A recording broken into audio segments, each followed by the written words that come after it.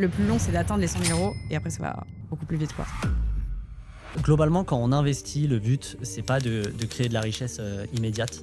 C'est vraiment de la richesse à long terme. Qu'on part de l'échelle en bas, qu'on ne peut pas se construire un patrimoine et finir avec une situation qui est confortable à la fin. Aujourd'hui, on sait qu'il y a le plus grand transfert générationnel qui est en train de s'opérer en France. Donc, en fait, il y a de plus en plus de jeunes, naturellement, qui vont devoir s'intéresser à la finance. J'avais des centaines de faux comptes de moi sur TikTok, sur Insta, qui du coup contactaient mes abonnés, investir sur telle action. J'ai malheureusement certaines personnes qui sont tombées dedans. Que quand on est jeune, quand on a 20 ans, 22 ans, 25, même 30 ou quoi, on n'a pas envie de devenir riche à 60 ans.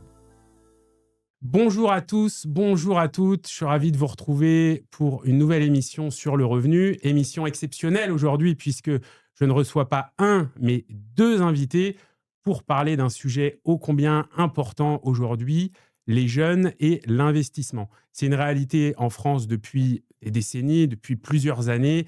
Les jeunes générations, les 18-35 ans, s'approprient plus que jamais les thématiques liées aux finances personnelles pour s'émanciper, pour préparer leur retraite. Et pour en parler, je reçois deux créateurs de contenu, Bianca, que vous connaissez sur les réseaux sous le nom de Bianca Finance, et Joe Vassell, anciennement Boursogramme. Bonjour Joe, comment ça va? Bonjour Cédric, écoute, ça va très bien. Merci pour cette invitation. C'est un plaisir d'être avec vous deux ici pour passer dans le revenu. Donc, on a pas mal de choses à dire. Tout à fait, on va avoir pas mal de sujets là aujourd'hui. Bianca, comment ça va? Très bien, merci à vous deux. Je suis ravie d'être avec vous aujourd'hui. Je pense qu'on a pas mal de choses à dire, beaucoup de choses d'actualité aussi. Donc, hâte de voir tout ça avec vous. En tout cas, merci à vous deux d'avoir accepté l'invitation du revenu. Pour commencer, pour les auditeurs qui ne vous connaisseraient pas, est-ce que vous pouvez vous présenter rapidement, revenir un peu sur votre parcours et ce qui a fait votre succès sur les réseaux sociaux? Bianca, pour commencer. Oui, bien sûr. Du coup, donc Bianca Finance, sur les réseaux, notamment principalement sur Instagram et TikTok. Donc, je suis fondatrice de l'académie Déclic Finance, créatrice de contenu sur les réseaux, sur l'investissement et l'éducation financière. Donc, j'aide en fait les personnes à s'informer sur l'investissement, l'éducation financière et notamment sur les finances personnelles. Très clair. Et toi, Joe, de ton côté? Joe Vassell, conseiller financier aujourd'hui et puis fondateur aussi de l'académie. On a accompagné plus d'un millier de Français à se développer financièrement. Et d'une manière générale, ça fait plus de 4 ans que je crée du contenu sur les réseaux pour sensibiliser, que ce soit les très jeunes, les moins jeunes, les couples, les parents comme moi et un petit peu tout le monde finalement à prendre en main son épargne, prendre en main son argent, que ce soit sur les finances personnelles ou l'éducation financière et puis bien entendu l'investissement et on parlera peut-être même de bourse, tout à l'heure. Tout à fait, c'est prévu au programme. Bon, en tout cas, on l'a dit en intro, il y a un vrai engouement des jeunes générations pour l'investissement. Vous en êtes d'ailleurs le bon exemple, hein. Vous avez, tous les 2 de jolies communautés et j'imagine qui sont globalement, dans votre génération. Qu'est-ce qui a déclenché, selon vous, cet intérêt?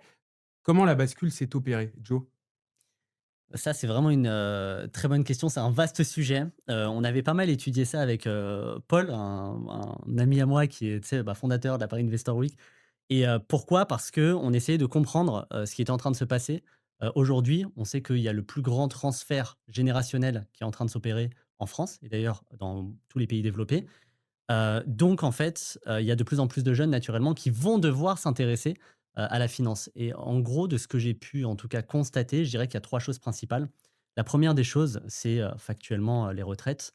Je dirais que les générations enfin plus les générations sont jeunes Mmh. et plus elles pensent qu'elles n'auront pas de retraite, à Il y a une juste forme titre ou pas. d'anxiété, en fait, Voilà, il y hein? a clairement une forme Mmh. d'anxiété vis-à-vis de l'avenir. On sait absolument pas de quoi l'avenir est fait, pardon et je dirais qu'à peu près nous 3 dans cette salle, je pense qu'on se prépare financièrement pour ces raisons-là et c'est le cas des jeunes et même des moins jeunes aujourd'hui, hein, même quelqu'un qui a 30 ans, 35, 40, peu importe, Mmh. mais aujourd'hui on parle des jeunes.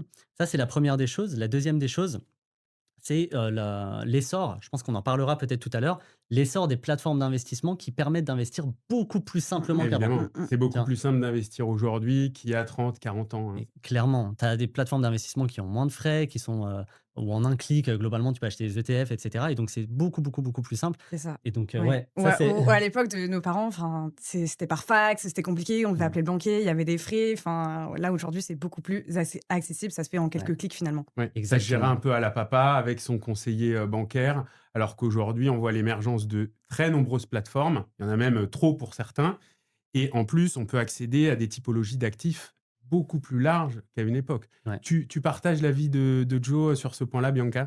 Ah oui, totalement. Bah, niveau accessibilité, hein, comme je le disais, moi, je sais que mes parents, à titre personnel, n'ont jamais, investi parce que ça les concernait pas, enfin, c'était, comment faire finalement pour investir en bourse? Personne nous expliquait, c'était compliqué alors qu'aujourd'hui, bon, bah, on y reviendra, hein, mais aux réseaux sociaux, l'information est beaucoup plus accessible et aujourd'hui, acheter une action, ça se fait en 2 secondes, quoi, en Ouais, 2-3 clics. Alors, exactement. vous l'avez dit tous les 2, investir n'a jamais été aussi accessible, mais est-ce que c'est vraiment une bonne chose, Bianca? Ouais.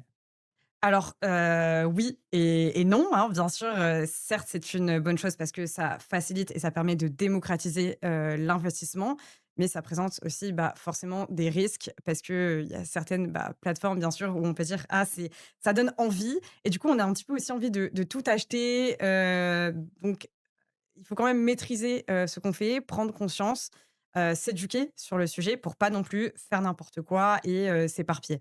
D'ailleurs, petite question, comment toi tu t'es éduqué à titre personnel? Parce qu'aujourd'hui tu éduques des gens, Oui. mais comment toi tu t'es éduqué? Ouais, c'est ça. Alors, bah, j'ai été, autodidacte, enfin, j'ai lu beaucoup de livres, j'ai regardé beaucoup de vidéos. Je me suis aussi beaucoup renseignée, bah, autour de moi avec des personnes qui investissaient déjà et bah, là, ça fait déjà maintenant 6 ans que j'investis personnellement. Donc, bah, j'ai fait des erreurs, donc je sais ce qu'il y a, enfin, ce qu'il faut faire et ce qu'il faut ne pas faire.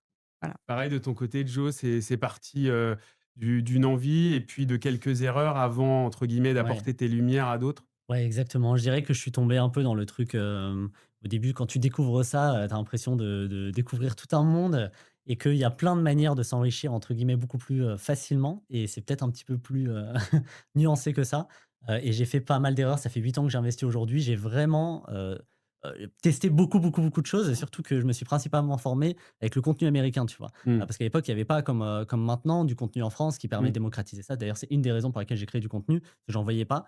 Et les Américains, ils sont encore plus énervés que nous, quoi, tu vois? Ils vont vraiment chercher des stratégies risquées. Donc j'ai fait beaucoup d'erreurs, j'ai perdu de l'argent factuellement, hein, tu vois? J'ai perdu du temps, mais aujourd'hui, effectivement, bah, comme, Mmh, Bianca, moi, mmh je te mh. rejoins. Je dirais que j'ai vu pas mal de choses qui marchaient pas, j'ai vu des choses qui marchaient. J'essaye d'être assez pragmatique dans mon approche. On va plutôt se baser sur, des études, concrètes et ce que font des gros investisseurs et puis, reproduire à peu près le schéma, quoi. Et sur l'accessibilité, là, cette, Ouais. multiplication de plateformes, de possibilités Mmh. d'investissement, pour toi, bonne, moins bonne chose pour, les investisseurs, les épargnants? Franchement, c'est vraiment une très bonne question. On me l'a jamais posée, hein, et je trouve, est-ce que effectivement c'est une moins bonne chose, que ce qu'on pourrait penser? Vous parliez tous les 2 de plateformes d'investissement. Quel rôle pour toi, Bianca, ces plateformes précisément, elles jouent dans la Mmh. démocratisation de l'investissement auprès des plus jeunes générations? Bah, elle a un des rôles, majeurs parce que finalement, on a besoin d'avoir confiance et aussi de comprendre comment la plateforme, fonctionne. Parce que moi, je sais que j'ai pas mal de personnes qui me disent: «Oui, OK, je sais je sais dans quoi je dois investir, je sais ce que je veux faire». Mais quand j'arrive sur la plateforme, bah, je comprends rien. Il y a plein de graphiques partout, il y a plein de fonctionnalités. Donc le fait aussi déjà de simplifier, une plateforme, bah, voilà, ça permet de mieux la comprendre, de mieux l'utiliser. Surtout que, enfin, les plateformes qui étaient, un petit peu à l'ancienne, il y a plein de fonctionnalités qu'un investisseur, débutant ne va pas forcément, utiliser, donc ça peut faire peur, au début. Alors que les nouvelles «plateformes» entre guillemets, d'investissement qui ont une interface qui est plus simple, bah, je pense que ça peut aussi donner forcément plus envie, parce qu'on va mieux comprendre, comment ça fonctionne. On est sur, téléphone, on peut le faire en C'est quelques ça clics. aussi C'est le les téléphone. usages digitaux aussi qui Oui. parlent à ces générations-là, Ouais, quoi. tout à fait, parce que c'est vrai que maintenant, enfin, bon, les ordinateurs, bien sûr, on continue de les utiliser, mais moi, personnellement, je fais aussi beaucoup de mon téléphone, c'est fait en quelques clics, c'est automatisé, c'est beaucoup plus simple et pratique. Ton regard, sur la question, Joe? Ouais. Bah, moi, à titre perso, j'investis pas depuis mon téléphone. J'ai même supprimé l'application de mon téléphone parce que, je rentrais, enfin, moi, je rentrais clairement dans l'écueil de je regarde mon portefeuille tous les jours et Ouais. tout, Ah donc ouais. j'ai complètement supprimé l'application. Je sais que si je le fais pas, ça marchera pas. Hem Je suis un peu mitigé, j'avoue, par rapport aux applications. Je me dis: «Est-ce qu'elles sont vraiment nécessaires pour que les gens se forment, s'informent et commencent à investir?» J'en sais rien. Moi, j'ai l'impression que les gens commencent à investir en grande partie parce qu'ils voient du contenu là-dessus, qui est gratuit, qui est accessible et qui leur montre que c'est simple. C'est les gens «simples» entre guillemets. Nous, par exemple, quand on a créé du contenu, on a partagé notre parcours. OK, voilà dans quoi on investit, voilà comment on le fait et cetera. Si c'est sur des plateformes plus ou moins complexes, je pense pas que ça change énormément la dynamique. Par contre, c'est vrai que plus la plateforme est simple, plus c'est simple pour se lancer, ça c'est clair et net. Mais il y a quand même un petit bémol, c'est que du coup, il y a plein de plateformes, qui sont trop simplistes Mmh. et plein de plateformes, pardon, qui sont aussi pas réglementées, tu vois? Et ça, Oui. pour un débutant, parfois, bah, il peut pas forcément distinguer les 2. Tu vois? Une plateforme qui a l'air simple et une autre qui a l'air simple, une réglementée, une pas réglementée, franchement, un Savoir débutant fera pas la différence. distinguer le bon grain de l'ivraie, comme on dit. Et Exactement, ouais. j'imagine que vous, il y a un travail de pédagogie auprès de vos communautés. Vous leur dites: «Bah, ça, c'est pas réglementé. Quel est le Ça, rôle de l'AMF?» c'est J'imagine ça. peut-être que vous conseillez de manière indépendante des plateformes. C'est ce que vous faites, Joe? Je dirais que, moi, de ce que je fais en tout cas depuis 4 ans, en termes de contenu, c'est plus que je vais dire: «Voilà à peu près toutes les plateformes qui enfin moi, dans lesquelles je pourrais investir mon Ouais. argent». Mmh. Ça effectivement, c'est plutôt des plateformes débutants, ça c'est plutôt des plateformes où vous pouvez avoir effectivement des possibilités plus avancées. Maintenant, faites quand même attention à tel critère si vous trouvez une autre plateforme que Ouais. moi j'ai pas répertoriée, tu Mmh. vois? Pareil pour toi, Bianca, tu donnes à tes abonnés, les red flags, les green flags, sur C'est des ça. plateformes? Bah, moi, je leur donne vraiment quels critères regarder, en fait. Comment choisir votre plateforme en fonction bah, de ce que vous voulez, dans quoi vous voulez investir, les frais, etc. Donc, quels sont les frais à regarder, enfin, quels sont, voilà, comment reconnaître si une plateforme est régulée, etc. Enfin, vraiment leur Mmh. donner des informations pour que eux-mêmes soient autonomes. Mmh. Et lorsqu'ils disent, ah, ok, j'ai vu telle plateforme, bon, bah, je sais quels critères analyser pour savoir si cette plateforme me convient ou pas. Mais tu vois, enfin, juste pour rebondir par rapport à ça, le seul truc et je suis sûr que tu fais justement bien attention à ça, mais justement les frais, c'est quelque chose, je pense, qui est beaucoup mis en avant par Mhm. certaines plateformes, mais qui est pas forcément le critère numéro un. Parce que sur un PEA, par exemple, qui est l'enveloppe, principale que les gens vont ouvrir, globalement, les frais sont plafonnés, hein, Mmh. d'un point de vue légal, donc de toute façon, tu vas jamais payer des frais exorbitants. Sur un compte titre, globalement, l'idée, c'est toujours la même. Tu ouvres un compte titre, chez une plateforme, étrangère bien régulée, tu payeras relativement les mêmes frais à chaque fois, tu vois? Donc je pense que les frais, c'est beaucoup mis en avant alors que finalement ça change pas énormément. Les frais de courtage bien sûr, Oui. ça change pas énormément sur le long terme, tandis que la régulation, bon, bah, quand tu commences à avoir un gros patrimoine et si tu investis jeune, tu vas finir par avoir un gros patrimoine si tu fais bien les choses. C'est important d'avoir une plateforme qui est réactive, qui est régulée, qui fait bien les choses quoi, tu vois? Mhm. Et d'ailleurs, sans faire de la publicité, je vais vous poser la question à tous les 2. Si vous deviez, vous, citer 3 plateformes, on va en citer plusieurs, hein, voilà, vraiment, que vous pouvez recommander, que vous trouvez, bien faites et qui peuvent, voilà, inspirer peut-être des auditeurs qui nous regardent à aller jeter un coup d'œil et voir ce que ça vaut. Bianca, toi, est-ce que tu as Mmh. tes plateformes préférées? Ouais, bah, moi, je citais, les miennes, hein, que j'utilise, au quotidien. Je sais qu'on a notre PEA sur, Fortuneo, je crois, tous les 2, si je ne me trompe pas. Donc, très, très bien pour le PEA. Trade Republic, qui est, bah, voilà, je pense qu'on connaît tous aussi, très facile d'accès avec, bah, Mathias aussi qui fait un travail, Ouais. extraordinaire, hein, Et sur qu'on Ça a c'est reçu sur le revenu d'ailleurs. ah bah OK, génial, Ouais, c'est bien, un très bon invité. bah, voilà. voilà, donc, J'invite nos auditeurs, à ouais, regarder aussi cette interview. Ah c'est Donc tu ça, qui fait disais un travail formidable. ouais. Fortuneo, Trade Trade Republic Republic et aussi XTB. et XTB. Ouais. Et de ton côté, Joe? Je dirais ça dépend, si on parle de PEA, compte titre, assurance vie. C'est ça? Imaginons qu'on reste sur le PEA. Pour moi, Fortuneo bien sûr, carré, enfin c'est super en termes de frais pour des petits montants, c'est extraordinaire. Bourso, parce Ouais. que Bourso, aujourd'hui tout le monde a un compte chez Bourso, donc en fait c'est aussi «pratique» entre guillemets de tout répertorier.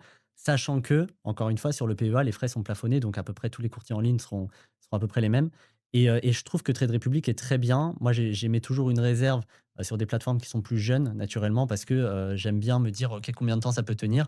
Maintenant, ça fait quand même des années que c'est en place et c'est carré et c'est bien géré.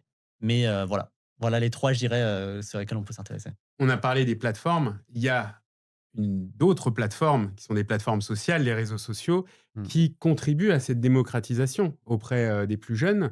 Hem, Comment les réseaux sociaux, hein, et vous êtes bien placé pour le savoir puisque, vous avez pas mal de gens qui, suivent vos contenus.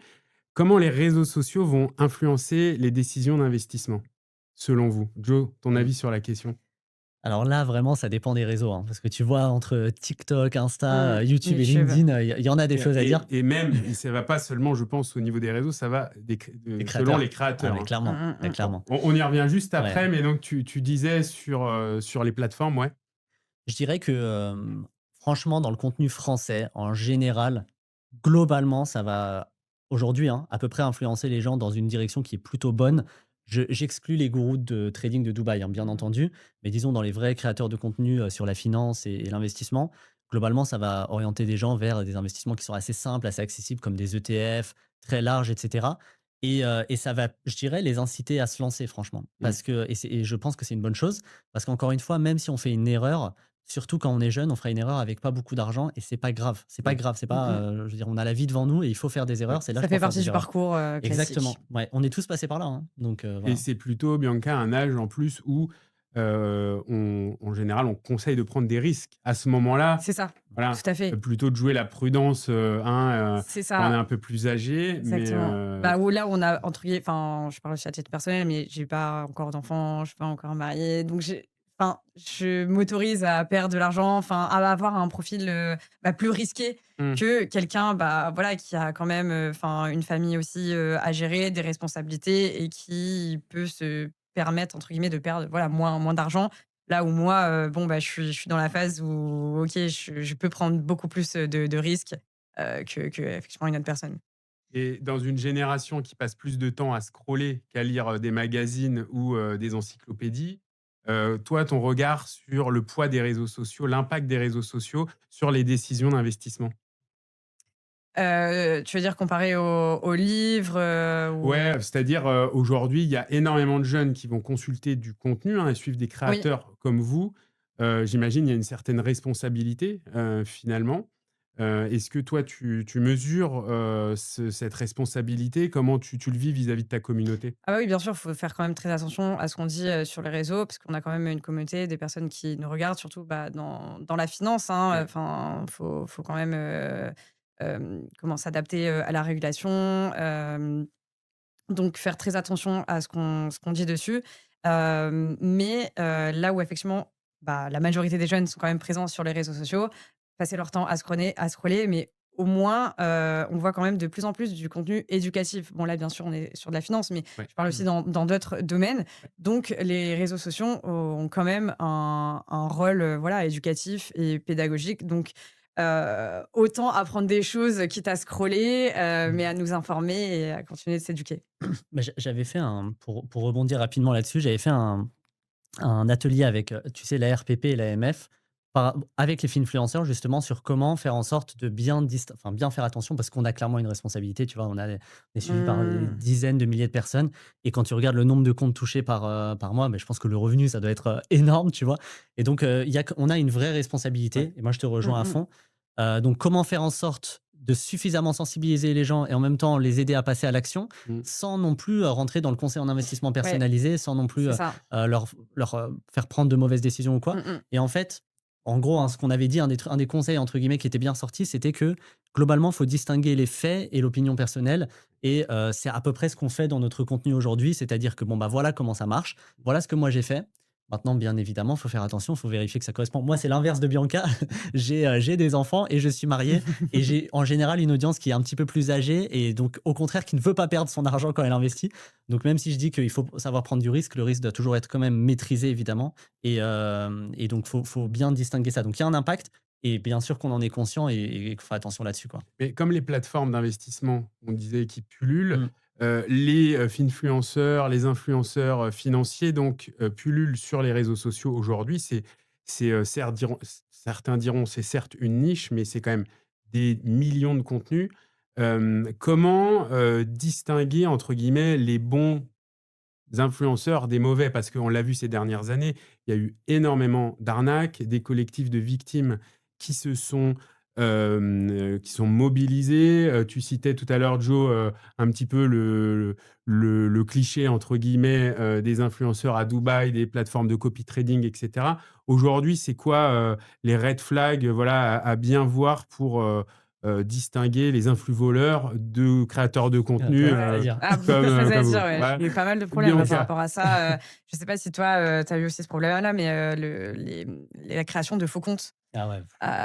ça a été un véritable fléau. Enfin, il y a beaucoup d'influenceurs qui ont été victimes justement de la création de faux comptes. C'était pour faire l'arnaque enfin, du loup de Wall Street.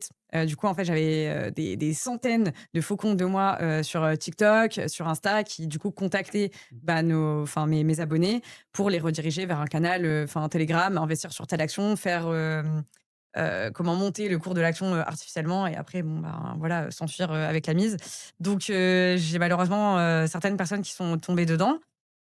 Donc malgré la prévention, enfin que j'ai faite sur les réseaux, là, à l'heure où on parle, enfin, j'ai toujours quand même, énormément de faux comptes dessus, quoi. Mmh. Donc même ça, j'étais un petit peu impuissante parce que, mon compte TikTok a d'ailleurs été, bloqué, hein, pour usurpation d'identité parce que TikTok pensait que c'était moi qui usurpais l'identité de Bianca Finance alors que, enfin, C'était toi la j'étais vraie. l'original finalement. Terrible. Donc ouais, ça, c'était un peu un cercle vicieux. Donc même si aujourd'hui j'ai quand même récupéré mon compte, enfin, Ouais, TikTok n'a il y a pas un vrai résolu sujet, quoi. le problème avec, en supprimant ces faux comptes et Ça reste des algorithmes bêtes et méchants et c'est c'est un ça, peu délicat. c'est Ouais. ça. Donc ça, moi, personnellement, je suis un peu impuissante, face à ces situations. Toi Mmh. aussi, hein, j'ai vu que là récemment, Ouais, tu as c'est eu pas un la peu même chose. le même problème donc Exactement. Mmh. Toi, tes Là, conseils, Joe, pareil pour en gros, distinguer ouais, les bons, enfin, voilà, c'est un peu caricatural, mais les bons des moins bien bons sûr. influenceurs, vu qu'il y a eu pas mal d'arnaques, faut le dire aujourd'hui. Bah, et déjà, en fait, franchement, c'est une très bonne question et tu fais bien d'en parler parce que on a tendance, quand on n'est pas dedans, à sous-estimer à quel point il y a des gens qui se font vraiment arnaquer. Mmh. Bianca, c'est intéressant ce que tu dis parce que moi aussi, c'est pareil, j'ai eu pas mal de mmh mh. retours là-dessus, de vraies arnaques et là, c'est plus dans le cabinet, on parle de gros montants, à cause alors ça a rien à voir avec ce que tu dis, c'était pas sur un faux compte, mais c'était en gros un équivalent de Ponzi, quelque chose qui rapportait 40 par mois et Ah cetera. waouh! Quelque chose qui nous paraît irrationnel, tu Ouais. vois, quand on fait cette vidéo, mais pour des gens qui sont pas sensibilisés, ils comprennent pas forcément. Donc je dirais mon conseil, il est un peu, «bête et méchant» entre guillemets, c'est d'utiliser, ce qui marche depuis la nuit des temps, c'est-à-dire le bon Mmh. sens paysan. Mmh. En gros, quand c'est trop beau, généralement il y a un loup. Ouais. Donc En général, globalement quand vous voyez une Lamborghini et le voilà. Burj Khalifa derrière, ça sent pas bon? Mais parfois ça peut déjà ça en général ça va pas, tu vois? Ouais. Tu vois une Lamborghini louée qui est la même chez tous les créateurs, mais au-delà des Lamborghini parce que là on pourrait se dire: «Oui, mais traders de Dubaï», bon c'est Mmh. vrai que, tu vois les traders de 20 ans à Dubaï, forcément aujourd'hui je pense qu'ils sont de Et moins en il y moins a de très crédibles. bons créateurs de contenu à Dubaï, par Il y a ailleurs. aussi des très bons Ouais, ouais, créateurs de ouais. Dubaï, on critique pas Dubaï bien sûr. C'est pas «l'objet» entre guillemets de Mmh. ce qu'on veut dire, mais je dirais il y en a qui sont quand même mieux faits, tu vois? Il y a des Ouais. plateformes qui paraissent bien faites, Ouais. sérieuses, presque régulées dans la manière, de présenter. Je dirais qu'il faut faire attention tout simplement aux rendements qui sont proposés. C'est-à-dire que quand on nous propose du rendement Ouais, garanti ça qui faut est, dire. trop élevé, mais même 4-5 garanti, Mmh. ça n'existe pas Mmh mh. et du rendement entre guillemets, à long terme de plus de 10 par an. Globalement, généralement, il faut faire très attention à ça et en général, bah, ça c'est très vite irrationnel. On est sur des trucs des fois à 40 par mois, tu Mmh. vois? Et ça, Ouais, c'est quelqu'un qui a mis beaucoup d'argent, des dizaines de milliers d'euros. Donc faut faire attention. Je dirais que c'est ça, mon conseil, c'est le bon sens paysan. Ouais, c'est ça. donc quand c'est trop beau pour être vrai, Généralement, il y a un Mmh ça loup, mh. matche quoi. pas. Mais Voilà. Bianca? au-delà, des créateurs, même, chez les conseillers financiers et cetera, moi là, justement, j'ai des amis qui me parlaient: «Oui, tu penses quoi de ce placement là?» C'est un conseiller financier qui me parlait d'un placement, garanti à 8. Oui, Ouh voilà. là, ouh Mmh. là, ça fait beaucoup. Curieuse de Ah bah, savoir, chez ce un que c'est, conseiller enfin financier, en plus, c'est terrible. voilà. Donc bien sûr, il y a certes les créateurs de contenu, mais il y a aussi, enfin, finalement des personnes qui sont quand même, régulées et qui expliquent peut-être un peu mal les choses ou voilà, qui veulent vendre certains produits, qui ont peut-être une approche un peu trop, commerciale, Mmh. marketing et parce que finalement pour que la personne, revienne me voir ensuite, qu'elle me dise: «Oui, on m'a parlé d'un placement garanti à 8. Ouh là, OK. Donc il y a aussi ce côté-là à faire attention. Et il y a un deuxième red flag, c'est le côté un peu FOMO, urgence. En général, c'est tout de suite maintenant, faut y aller parce qu'après vous allez passer à côté. Ça, en général, ça sent mauvais, j'imagine? Pardon, tu veux Ouais, tu ouais, veux On ouais, rebondir dessus ouais, ou non, mais vas-y, hein. j'allais dire souvent lorsqu'on entend, un peu, investissez sur ça, sur les réseaux et cetera, je pense à l'or, les métaux et cetera, Mmh. c'est que c'est déjà trop tard. Enfin, Ouais. je veux dire, c'est que c'est souvent lorsqu'on en parle beaucoup, que tout le monde en parle, que, le entre guillemets «le bon moment» est déjà un peu, C'est déjà passé passé, quoi, ouais. Ouais, que Ouais. le prix, est déjà à son plus haut, Ouais. ouais. En Partage fait, cet avis. ouais, bah, ouais, je dirais que d'une manière générale, globalement, quand on investit, le but, c'est pas de créer de la richesse, immédiate. C'est vraiment de la richesse à long terme Mmh. et ou alors du placement, tout simplement de son épargne qui fructifie, mais lentement et à chaque fois qu'on pense que, c'est l'opportunité du siècle, moi franchement, je suis tombé dedans à chaque fois, hein. À chaque fois, tu vois, en 2018, c'est là où j'ai commencé à investir, c'est la mode du cannabis, donc j'investissais dans toutes les boîtes de cannabis aux États-Unis et cetera et après, il y avait les NFT, ça va, j'étais pas trop dedans, mais après il y avait les, comment on appelle ça? Penny stock et cetera. Ouais. Enfin bref, bon tout ça, je suis tombé à chaque fois dedans, tu vois? Au début et je dirais que globalement, il faut pas investir en se disant que on va grâce à ça, on va devenir riche, un peu comme on ferait en crypto, par exemple, tu Ouais. vois? C'est pas le but. Le but, c'est juste de placer son argent, faire en sorte que ça fructifie lentement, Ça mais travaille. ça va C'est travailler pas le gain rapide tout de suite, exactement, C'est ça. immédiat, exactement. voilà. Mais vous allez voir les fruits, quoi, tu vois? C'est-à-dire qu'au bout d'un certain nombre d'années, vous allez vraiment voir les fruits de ce que vous faites Ouais. et c'est cette vision-là qu'il faut avoir, je dirais. Toujours la Donc vision long terme. une course, d'endurance et pas un sprint. Ouais, C'est bah, c'est ça. ça. Dans Ouais, c'est mon très bien résumé. j'avais fait les 20 kilomètres de Paris avec, mes élèves et on avait mis ça sur le maillot. La bourse, n'est pas un sprint, c'est un marathon. Et ben, en plus, c'est des enseignements aussi vieux que le monde. C'est, Ouais, la philosophie de Warren Buffett et cetera, mais que connaissent pas forcément les jeunes et que vous, j'imagine, bah, vous répétez, régulièrement sur Ah oui. vos réseaux, ouais. je dirais Bianca? que vas-y. Ah bah, oui, oui, enfin clairement, c'est sûr qu'on peut pas parler de placement garanti et cetera. Après, bah, les performances passées sont quand même là et on s'appuie dessus. Ouais, bien sûr. Bien sûr, bien sûr. Et Joe, ton avis sur le sujet? Bah, en fait, je pense que le vrai problème des jeunes, c'est pas qu'ils se disent que, ouais, il faut vraiment investir sur le long terme. Je pense qu'à force, ceux qui s'y intéressent, en tout cas, finissent par le savent. Mais c'est juste que quand on est jeune, quand on a 20 ans, 22 ans, 25, même 30 ou quoi, on n'a pas envie de devenir riche à 60 ans. En gros, c'est ça le truc, tu Ouais, vois? c'est On Je vrai. dirais veut que le cœur tout du et truc tout de est là-dedans. suite Voilà, c'est ça, on veut et tout, même tout de ça, suite. pas seulement sur l'argent, chez la Ouais. génération, Z, la fameuse Gen Z, La dont Mmh, la mmh, Gen mmh, Z, mmh. ouais. on Mais tu es une parle Gen Z, non? Bah, je suis une Gen Z, oui. dont on parle tant. Il y a un côté, je veux vivre, ma vie maintenant Bah, et c'est ça, pleinement, quoi. Le Voilà, c'est c'est ça. rapport au ça. travail change et donc le rapport à Exactement. l'argent change. Et c'était justement ma prochaine question. Selon vous, est-ce que la psychologie des jeunes investisseurs, elle a évolué par rapport à l'époque? Bianca? Tu veux dire comparé à l'époque, de nos parents, Ouais, tout VS à fait, maintenant, tout leur à fait, rapport à à des l'investissement? tout à fait, Ah le bah, rapport à ouais, l'investissement, ouais, ouais, exactement. totalement, hein. Moi, je l'ai vu avec, mes parents, ma famille, personne n'investit, personne n'avait d'assurance vie. Bon, OK, ils ont délivré l'épargne et ils sont propriétaires, mais ça s'arrête là. Pourquoi? Parce que, bah, l'investissement, enfin, pour eux, ça leur faisait peur, ils se sentaient pas concernés, ils avaient aucune information. Même quand moi, là, je leur explique un petit peu à l'heure actuelle, ils me voient Tu un les petit fais peu comme, toujours flipper un ah peu? ouais, ouais, comme un Ouais. extraterrestre, quoi. Ils me disent: «Mais non, mais tu vas perdre ton argent, il faut pas faire ça». Donc c'est compliqué, maintenant de changer un petit peu leur vision. Mais en tout cas, je vois que, enfin, ma génération, on n'a plus du tout la même vision et qu'on a conscience, bah, de un petit peu de ce qu'on doit faire, bah, notamment, hein, surtout par rapport à la retraite et cetera. C'est vrai que moi, dans mes amis, par exemple, personne n'espère avoir une retraite ou tout du moins parce qu'on a à l'heure actuelle, voilà, que ça soit pas, suffisant. Et ils ont vraiment conscience qu'on doit, capitaliser dès maintenant, en tout cas, pour avoir quand même un niveau de vie, plutôt confortable, à la retraite. Et donc oui, le fait d'avoir accès également, bah, à l'information, ça c'est plus facile. Et je pense que, ouais, on a vraiment plus envie de s'en sortir, d'avoir un niveau de vie, plus confortable, Mmh. comparé à la génération de nos parents. Mmh. Et toi, Joe, pareil sur la psychologie des jeunes investisseurs, est-ce qu'il y a un rapport au risque, qui est différent, bah, voilà, de la génération de nos parents, de nos grands-parents et cetera? Mmh. Ouais, pour moi, ouais, mais complètement, je suis 100 aligné, complètement, différent, mais à tous les niveaux, tu vois? Hem, un jeune de 20 ans, il se voit pas faire le même métier pendant 40 Ouais. ans, il se voit pas, sacrifier ses premières années pour profiter, dans 20 ans. C'est un «problème» entre guillemets d'ailleurs par rapport à justement l'investissement. Il sait absolument pas où il sera dans 10 ans, il sait pas non plus s'il veut fonder de famille parfois, tu vois? Donc c'est vraiment, il y a un côté où la vision est complètement différente, mais parce que je ne sais pas si c'est vrai ou pas, mais en tout cas, j'ai l'impression que les jeunes n'ont jamais été aussi incertains de l'avenir à tous les niveaux, qu'il soit climatique ou, Mmh mh. économique ou quoi que ce soit ou politique. Donc il y a un changement clairement de mentalité.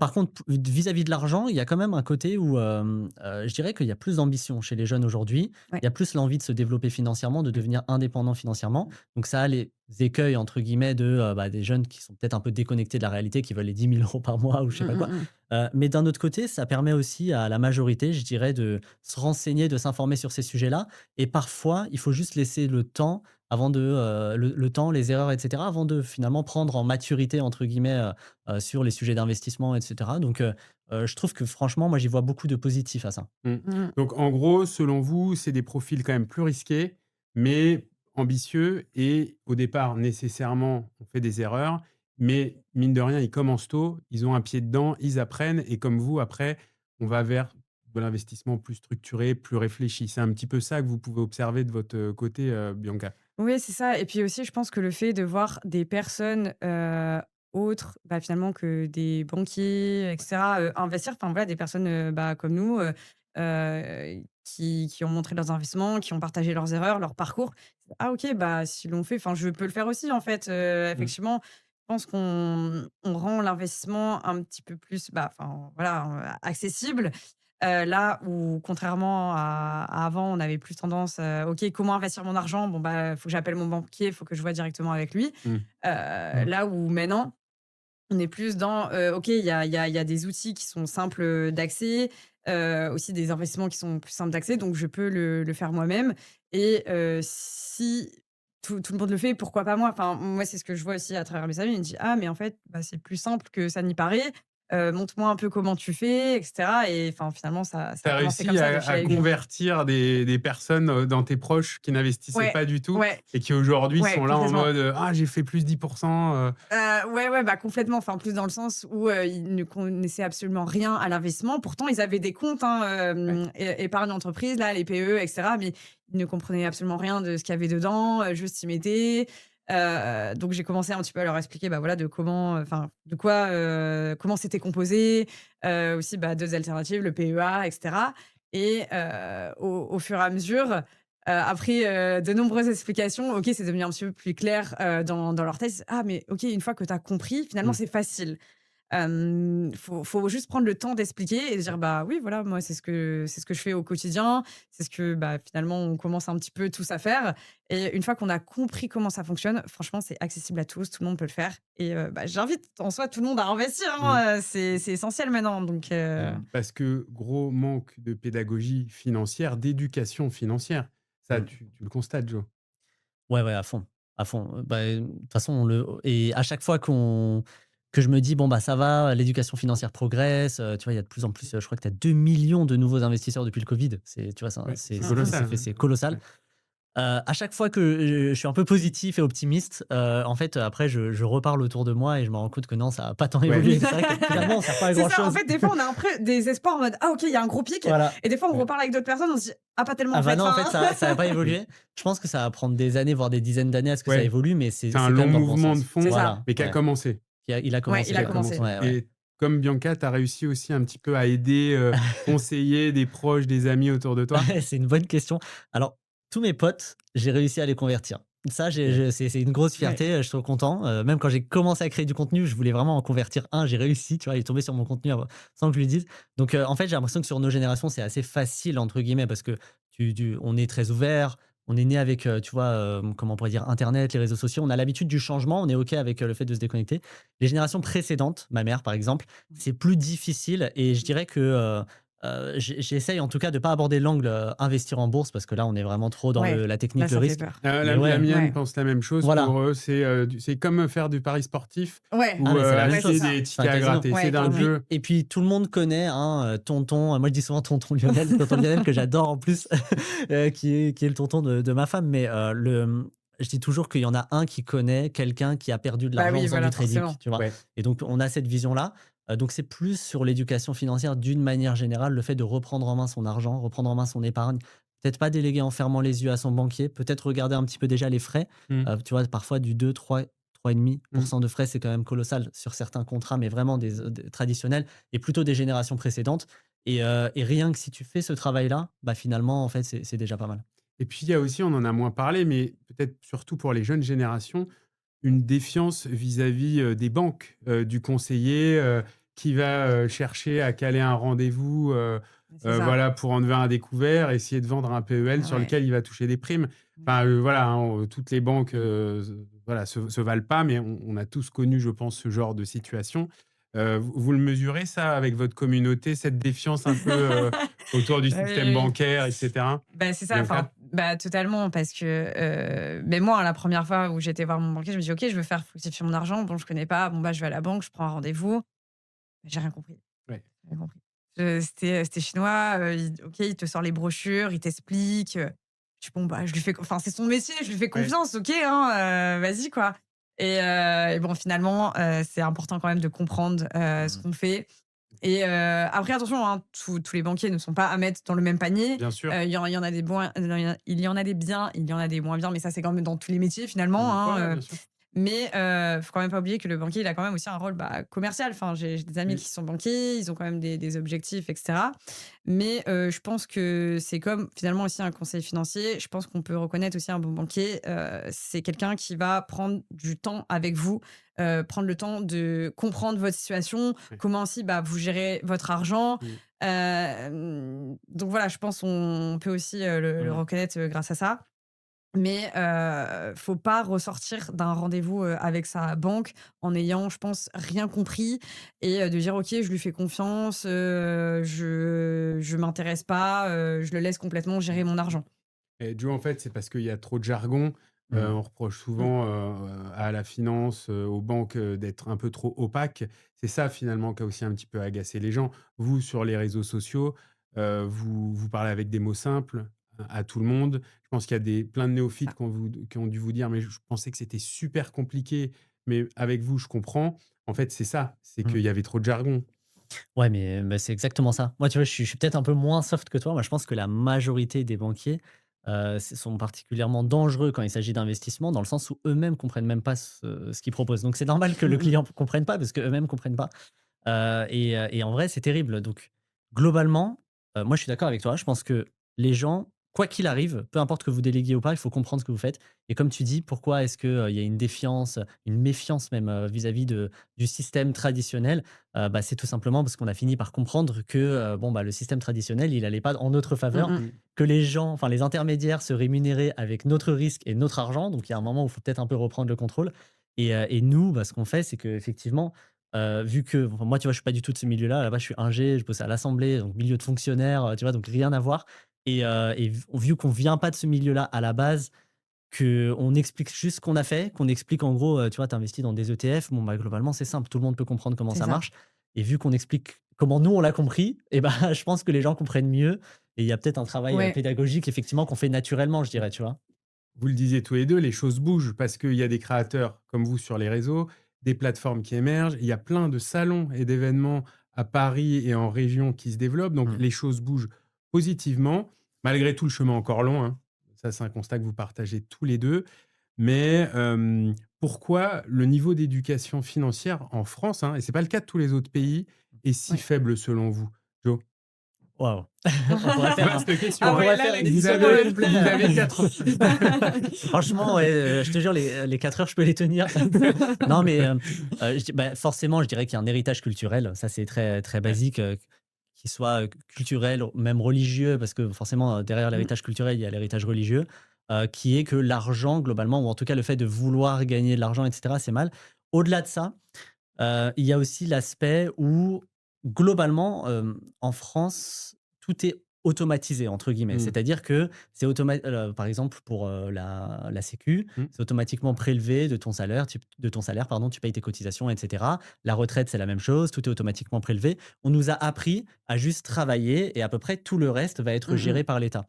Le problème qui se pose du coup, Mmh. c'est que c'est mal géré. En tout cas, ça a été mal géré les Mmh. dernières années. Mathématiquement, ça peut plus fonctionner. C'est pour ça que les gens commencent à être méfiants, ils sont défiants même et donc ils se posent des questions et ils essayent de savoir un peu comment s'en sortir. Mais je dirais que c'est ça le truc en France. Donc pour moi, première chose, héritage culturel et religieux. Deuxième chose, bah, le fait qu'en France, on a toujours été conditionné à ce que l'État fasse Modèle tout, social, modèle et social. ta stratège modèle social. Exactement. Et la troisième chose, c'est, la sobriété. En France, on est un pays très sobre, que ce soit sur les vêtements, que ce soit, en fait, sur à peu près tout et notamment la richesse. Ouais. On est Il y très, a un très sobre. tabou, hein, sur l'argent en Il y France. a un gros Ah, tabou autour de l'argent, tu vois? et c'est quelque chose qui plaît énormément parce que du coup la sobriété amène de l'élégance par exemple et donc dans la mode c'est génial. Mais du coup quand il s'agit d'argent, bah, parler de son salaire c'est mal vu, Ouais, parler d'une augmentation c'est mal vu, d'investissement, j'en Mmh. parle même pas Rouler et avec donc une grosse voiture, c'est mal bon, vu. rouler avec c'est une grosse ça. voiture, tu vois? Mmh. Genre plein de choses comme ça. Ça en plus avec le modèle social français, bah, forcément ça peut poser problème. Donc pour moi, toutes ces raisons font que ça pose problème, mais ça change. Ça Mmh. change et je pense que c'est une bonne chose. De ton côté, Mmh mh. Bianca, le manque d'éducation financière en France trouve ses racines où? Bah, franchement, je rejoins ce que Joe, disait, hein. Je pense qu'on va pas, dire mieux là-dessus. Mais, c'est vrai qu'il y a quand même pourtant une différence entre l'éducation financière, en France, vs au sein même des pays, européens, hein. Par exemple, je sais que les pays du Nord, ils sont quand même beaucoup plus avancés, sur nous. Il y a quand même la majorité des gens qui investissent là-bas et bon, aux États-Unis, j'en parle même pas, les Américains, pour eux, c'est complètement normal d'investir. Enfin, tout le monde détient, ses petites actions, enfin, ses parts du trésor avec américain parce qu'eux, en fait, de toute manière, ils n'ont pas le choix. Ouais. Ils doivent construire leur propre retraite. Donc pour eux, c'est déjà, intégré. Ah oui, donc c'est déjà intégré, bah, dans leur culture. Ils ont pas le choix. Là où nous, en France, en fait, jusqu'à présent, la génération de nos parents, c'était pas encore, entre guillemets, «obligatoire». Parce que justement, on avait, bah, toutes ces aides, la retraite et cetera. Donc finalement, pourquoi investir? Pourquoi capitaliser? Parce que je vais avoir une retraite, enfin voilà, l'État va me donner, on est là pour moi. Donc il y avait pas encore cette nécessité, d'investir, contrairement à maintenant, en fait. Mmh. Mmh. On a parlé, au début des outils, réseaux sociaux, plateformes. On vient de parler là, de psychologie des jeunes investisseurs, des pédagogies financières et cetera.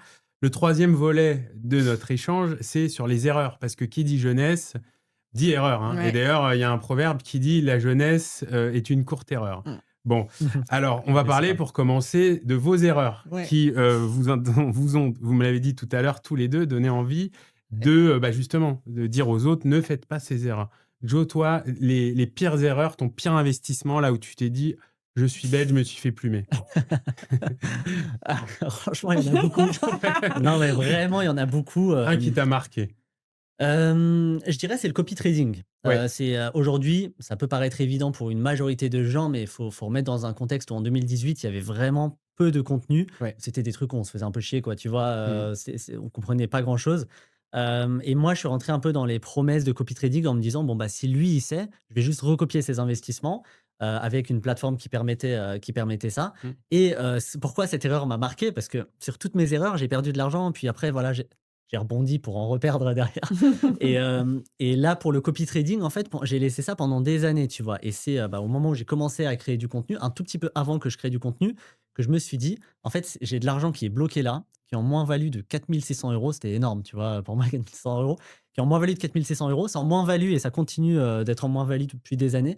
Finalement, ça marche pas et bon, bah, au bout d'un moment, faut prendre une décision, faut faire un arbitrage. Vaut mieux se couper la main que le bras, tu vois? Et Ouais. donc arrêter. Donc bref, clairement, mon conseil, c'est de jamais faire de copy trading et même d'une manière générale, de jamais essayer, de reproduire les investissements, que tu vois sur quelqu'un sur internet. Parce que À les moins stratégies patrimoniales, elles bien sûr, elles changent d'un individu à un mais elles autre, en changent fait. complètement, tu vois? Et en Mmh fait, mh. et surtout le gars que tu vois sur internet, tu sais pas si finalement il est vraiment bon. Tu sais même pas si les chiffres qu'il dit Mmh. sont vraiment les bons. Tu vas t'en rendre compte que quand c'est toi. Mais les conseilleurs sont pas les payeurs Mmh. et quand il s'agit de ton argent, tu vois, tu peux perdre 100 €, 200 €, 300 €, mais quand tu commences à investir, bah, 1 000, 5 000, 10 000, puis quand tu commences à investir 20 000, 50 000, tu peux plus te permettre de plus comprendre ce que tu fais, tu vois? Donc en plus, à un jeune âge où, bah, forcément, hein, tes rémunérations et cetera étaient, sans doute, Mmh. pas celles d'aujourd'hui. Tu as Ouais. perdu à cause du copy trading, tu disais 4 presque 000, 5 4 600, 4 voilà, c'est ça, non, 600 mais ça m'a €. marqué. Ouais, ouais, mais 4 c'est 600. pas pour enfoncer le couteau dans Non, la mais tu as plaie, mais je raison. En je vois que fait, ça t'a marqué. je les ai perdus au moment où j'ai vendu techniquement, mais Ouais, j'ai Mmh mh. préféré faire ça parce que du coup, cet argent, je l'ai remis autre part, ouais. dans des stratégies beaucoup plus, diversifiées, Mmh. beaucoup plus long terme, dans des ETF, quelque chose de très «safe» entre guillemets. Mais, mais ouais, vraiment ce truc-là et moi j'étais persuadé, enfin tu vois, en plus, quand je sais pas si c'est plus tu es jeune, plus tu as de l'ego ou moins tu as perdu d'argent, plus tu as de l'ego, mais j'avais beaucoup le truc de me dire: «Non mais non, non, mais t'inquiète, c'est forcément une bonne solution» parce que ma femme, elle est pareil, à fond là dans l'éducation financière et tout. Elle me disait de revendre ce truc et finalement j'ai bien fait de revendre. Parfois, il faut accepter d'avoir, Mmh. de s'être trompé et puis il faut passer à autre chose et c'est comme ça qu'on apprend en fait. Mmh. Bon, Joe, c'est le copy trading. Et toi, Bianca, ton pire investissement? Ouais, moi, mon pire investissement, alors ça va peut-être vous surprendre, mais c'était une place de parking. Ah, c'est Parce différent que du copy trading. rien à voir. Ouais. Rien à voir, mais en fait, donc quand je commençais justement à m'intéresser à l'investissement, comment je peux faire fructifier mon argent, j'avais aussi de l'immobilier en tête. Forcément, on se dit: Mmh. «OK, il faut Ah, investir dans l'immobilier et cetera». Mais je pouvais pas faire de crédit, immobilier parce que, bah, j'avais pas de CDI et cetera et j'avais vu, bah, que ça marchait, pour certaines personnes, d'acheter une petite place de parking. Enfin voilà, je me dis: «OK, ça peut être un commencement». Donc j'avais un bon apport parce que, bah, je gérais très bien mes finances. Maintenant, il fallait faire fructifier cet argent. Donc je me suis dit: «OK, j'investis dans une place de parking, à Paris». C'était à Paris 19 et je commence comme ça. Donc c'était, il y avait une place, pour une voiture et 2 places de moto. OK et en fait, ça me correspondait pas du tout. Je galérais finalement à quand même trouver, des locataires. Enfin, en fait, il fallait être actif. Je me suis pas rendu compte, mais Mmh. j'ai dit: «Non, mais en fait, ça se fait pas non plus comme ça. Faut faire des choses». Alors que moi, justement, je recherchais quand même plus un truc un peu, Plus passif. ouais, voilà, Ouais. plus passif et j'habitais quand même loin en plus de cette place, donc j'avais commencé à mettre des affiches et tout. Enfin, en fait, je me dis: «Non, mais en fait, c'est chiant» et en fait, pour le temps que j'y passe, ça me rapporte pas forcément beaucoup. Oui. Et du coup, je l'ai gardé 1 an et je l'ai très rapidement, revendu finalement parce que je me suis dit: «Bah, en fait, honnêtement, cet investissement-là, il me passionne pas. Mmh. Il m'embête plus qu'autre chose pour, ce que ça me rapporte, pas grand-chose au final, quoi». Mmh. Donc j'avais mal un peu évalué, ouais, mon temps passé vs le rendement, puis même, c'était pas hyper rentable finalement non plus l'opération. Donc je me suis dit: «OK, pareil, je vends et je passe à autre chose». Mais comme quoi finalement, tout ce qu'on voit sur les réseaux sociaux parce que j'avais vu, hein, des vidéos, il y Ça en a qui venait sont des réseaux ouais, sociaux? voilà, il y en Ouais. a qui ont fait fortune, hein, avec, les Ouais. parkings et cetera, donc ça a fonctionné pour eux. Mais finalement, je me suis dit: «Bon, bah, c'est pas parce que ça fonctionne pour une personne que ça va forcément me correspondre ou C'est ça. fonctionner pour moi non plus, quoi». Ouais. Mais c'est vrai qu'il y a eu la mode à un moment, hein. Ouais, Les places de parking, ouais. les box et ouais, cetera. ouais, Et c'est vrai qu'il y a des gens qui ont fait fortune avec, 15, 20, 30 places, c'est des ça. parkings entiers. Mais en fait, toi, ça te correspondait pas, En fait, quoi. c'est ça, c'est Ouais. pas un investissement qui me correspondait, que ça soit par la manière, de faire où je me suis dit: «Ouais, non, je trouve ça un peu chiant, quoi». J'arrivais pas à prendre de plaisir. Puis même finalement, je pensais que c'était beaucoup plus passif que ça, mais bah, non, mais comme c'était, je te dis de 2 places une place, voiture, 2 places de moto, Moto. il y avait beaucoup de turnover et cetera, donc fallait remettre les annonces, fallait aller déposer les clés et en fait, c'était un peu dans un coin perdu de Paris, donc moi, je mettais 1 heure et demie à aller. Enfin, ouais, Ouais. non, ça me Difficile correspond à plus. gérer et Ouais, cetera, quoi. ouais, alors que bon, là, les ETF, les actions, ça se fait, sur le portable en un C'est clic. c'est plus facile, Ouais, ouais, c'est ouais, ça, ouais. c'est ça et Pas besoin de faire puis 1 heure et demie de route. c'est ça et puis même, du coup, c'était quand même de l'argent qui était bloqué, quoi, finalement, parce que pour le revendre, Ouais. du coup, j'ai quand même, Mmh. j'ai perdu mes frais de notaire. En fait, je l'ai revendu le même prix, mais bon, du coup, je Tu as peux perdu un petit peu d'argent voilà, dans ouais, l'opération, quoi. c'est ça, Ouais. j'ai un peu perdu de l'argent dans l'opération, mais je me dis: «Ah ouais, mais en fait, finalement, si demain, je veux récupérer, l'argent que j'ai mis, ça se fait pas non plus en un clic, quoi». Ouais. Donc c'est un petit peu de l'argent qui était bloqué. Mmh. Bon, ça, c'était vos erreurs. L'erreur numéro un que vous voyez chez les jeunes investisseurs, j'imagine que certains vous contactent en DM et vous Mmh racontent mh. un peu leur galère. C'est quoi, Bianca, toi, l'erreur numéro un que tu vois dans ta commu, chez les jeunes investisseurs? La tendance à trop complexifier, à vouloir, tout faire et effectivement, hein, que ce soit, au travers des actions, des actifs, j'entends ça, mais je sais pas si je dois partir dans l'immobilier, la bourse, ou même, les ETF. Je vois beaucoup de portefeuilles d'ETF, avec 10 ETF, quoi, à l'intérieur. Mmh. Je dis: «Beh, le principe d'un ETF, c'est qu'on est finalement déjà diversifié, Oui, donc il y a pas forcément besoin c'est d'en c'est avoir un 10». panier C'est déjà. un panier Ça d'actions. évite à faire des choix de telle ou telle société. Ouais. Donc là, en fait, il y a trop dans le panier, finalement, là. C'est ça Mmh. et pour des personnes, qui ont, par exemple, un plus petit, budget, le but quand on investit, en bourse, que ce soit sur des actions, des ETF, c'est quand même de capitaliser déjà sur, un certain nombre d'actifs et Mmh. ensuite de se diversifier. Mais voilà, encore une fois, comme tu le disais, hein, ça prend du temps. Enfin, faut pas être pressé. Faut dire: «OK, déjà, on part sur ça, sur quelques petites actions, sur quelques petits ETF et ensuite, quand on aura bien capitalisé, on va commencer pouvoir à se diversifier». Mais je vois beaucoup de personnes qui investissent des petits montants, mais un petit peu, partout. Un petit peu partout. Mmh. Et de ton côté, Joe, l'erreur numéro un des jeunes investisseurs OK. dans ta commu? Bah, jeune, c'est quoi, 20 ans? Bah, 20 ans et puis peut-être après, si tu poses la question, j'imagine qu'on commet d'autres erreurs à 25, à 30. Ouais, pour On peut moi, les faire. ouais, si tu veux, j'ai accompagné les gens entre 18 et 75 ans, donc Ouais. c'est pas les mêmes erreurs. Mais en gros, moi je trouve, hein, qu'à 18-20 ans, 20 allez 22, hem, l'erreur principale, c'est, de vouloir être riche trop vite. C'est bizarre, hein, mais Mmh. plus j'ai l'impression que plus les gens sont jeunes, plus ils ont l'impression d'être en retard, de pas s'enrichir assez vite, de pas gagner du capital assez vite. Donc je dirais qu'il faut vraiment voir long terme. Je sais qu'on n'a pas envie d'être riche à, 75 ans, on est bien d'accord. Mais, ce qu'il faut se dire, c'est que en fait, bien entendu, on vit notre vie aujourd'hui, mais l'argent qu'on place, c'est l'argent dont on n'a pas besoin, qu'on place pour demain. Et l'avantage de, l'investissement long terme, c'est que, bah, l'argent de demain fructifie. On sait qu'il y a 1 million d'études qui nous montrent que si tu places sur le long terme, bah, tu as un risque qui est proche de zéro de, perdre de l'argent. Tu vas au contraire en gagner, en générer et puis intérêt composé et cetera. Et donc, je dirais, c'est l'erreur numéro une, c'est de vouloir s'enrichir trop vite. Donc prendre trop de risques, tu vois? De l'argent qui est cramé en crypto, de l'argent qui est cramé dans Ouais. plein d'opportunités, comme tu dis, donc, de Mmh. rater le train, enfin Mmh. de, enfin, si on ne prend pas cette opportunité, on est en train de rater le train et cetera. Donc ça, je dirais que c'est l'erreur numéro une.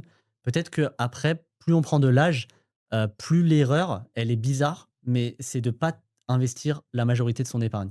Parce qu'en fait, ce qui se passe, c'est que quand tu as 20 ans, quand tu investis 1 balles, dans un ETF, MSCI World, S&P 500, globalement, c'est pas très important et puis tu es OK avec ça et puis une fois que tu as franchi le pas, ça va. Mais quand tu commences à prendre de l'âge, par exemple à 30 ans, 35, 40, donc là on n'est plus, trop dans le thème, mais bon, je vais au moins terminer mon propos, tu vois? Bon, on reste Heu, quand même jeune. Pour les gens de oui, bien 40 sûr, mais ans bien sûr, on qui reste nous très jeune à regardent, 40 ans, mais vous bien êtes sûr. jeunes, rassurez-vous. Et voilà, pour les très jeunes de 40 ans ou moins, globalement, ce qui se passe, c'est que, bon, bah, quand tu as un peu, bossé, tu as eu des primes, tu as de l'épargne qui s'accumule et cetera.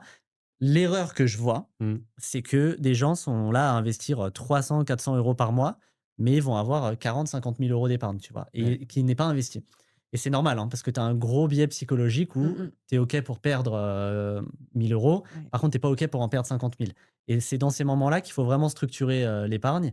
Il faut vraiment l'investir parce que le plus gros levier que tu as, il est là. Si tu investis 50 000 €, c'est 100 mois à 500 €, tu Ouais. vois? Donc tu as gagné 8 ans et demi de ta vie entre guillemets Mmh. à juste avoir investi cette épargne. Évidemment, faut pas faire là pour le coup, tu rentres pas dans un truc très risqué, tu structures un petit peu la chose.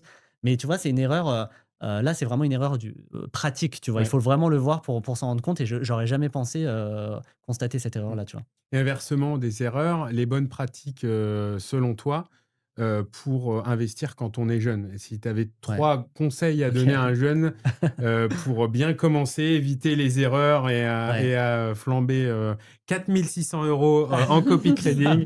Non, je suis méchant là. Mais pour éviter, ce genre d'erreur, Mais bien sûr. tes bons conseils aujourd'hui, toi qui as de l'expérience? OK. Je dirais le conseil numéro un, c'est qu'on n'investit pas de l'argent qu'on est prêt à perdre. Ouais. Ça, j'en suis Ouais. intrinsèquement persuadé. Je pense que c'est je sais pas pourquoi on dit: «On investit de l'argent qu'on est prêt à perdre». On n'investit pas de l'argent qu'on est prêt à perdre, on investit de l'argent, dont on n'a pas besoin aujourd'hui Mmh. pour demain. Ouais. Et déjà, vraiment, le fait de se dire: «J'investis aujourd'hui pour profiter demain», c'est quelque chose qu'on doit garder en tête. Et une fois qu'on le garde en tête, et bah, finalement, on se préoccupe plus trop de nos investissements. Moi, je dis souvent que j'investis en moins de 15 minutes par mois, mais la réalité, c'est que en fait, j'investis une fois par an. Une fois par an, je regarde mes investissements, tu vois? Donc il faut vraiment investir, pour demain. Donc ça, c'est la bonne pratique numéro une.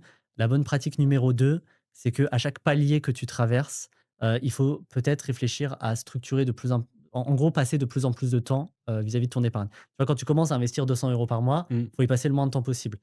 Quand tu commences à avoir effectivement 50 000 et cetera, faut vraiment te focaliser dessus parce que tu commences vraiment à avoir un gros levier qui te rapporte des petits, en fait, tu Ouais. vois?